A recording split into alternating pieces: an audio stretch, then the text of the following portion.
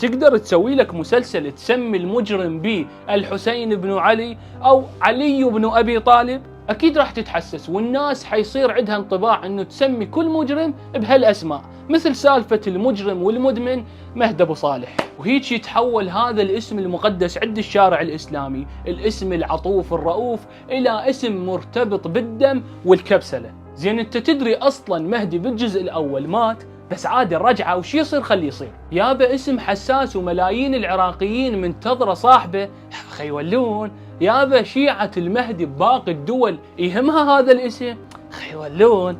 أنا اللي معجبني إحنا شيعة العراق عندنا مؤسسات روحية دينية رسمية مستقلة كالوقف الشيعي مثلا، ساكتين. لعد منو اللي يحكي؟ صدق هو الوقف الشيعي يدري لو راح يرضون بكتاب كتابين اعتذار؟ وترى والله ما مقصوده. رئيس الوزراء وين؟ محامينه وين عن تشويه هالأسماء المقدسة عند فئة كبيرة من